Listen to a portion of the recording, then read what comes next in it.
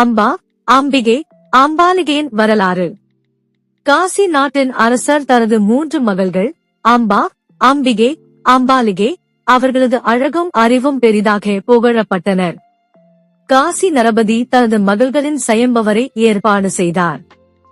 ஆனால் பீஷ்மர் அங்கே தோன்றி அவர்களை பாண்ட வம்சத்திற்காக கடத்தி சென்றார். அம்பா சல்வராஜாவை காதலித்ததால் அவனையே திருமணம் செய்ய விரும்புவதாக கூறினாள். பீஷ்மர் அவளை திரும்ப அனுப்பிவிட்டார். ஆனால் சல்வர் அவளை ஏற்க மறுத்தார்.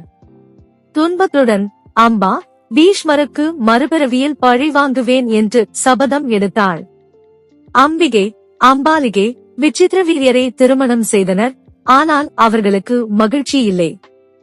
மிக விரைவில் விசித்திரவீரியர் மரணமடைந்ததால் அவர்கள் விதவைகள் ஆனார்கள். குரு விதுரா திரிபுராசர முனிவரின் வழி வம்சத்தை காப்பாற்ற முடியும் என்று கூறினார். அம்பிகை, அம்பாலிகை வியாச முனிவருடன் குழந்தைகளை பெற ஒப்புக்கொண்டனர். ஆனால் அச்சத்தால் பாதிக்கப்பட்டனர். அம்பிகையின் மகனாக திருதராட்டிரர் பிறந்தார்.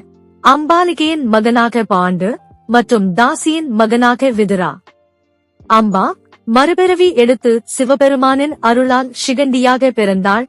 பீஷ்மரை போரில் வீழ்த்தினாள். இதுதான் அம்பா, அம்பிகை, அம்பாலிகையின் வரலாறு. அவர்கள் அரசியல் சதிகளின் விளைவு என்று கூட சொல்லலாம்.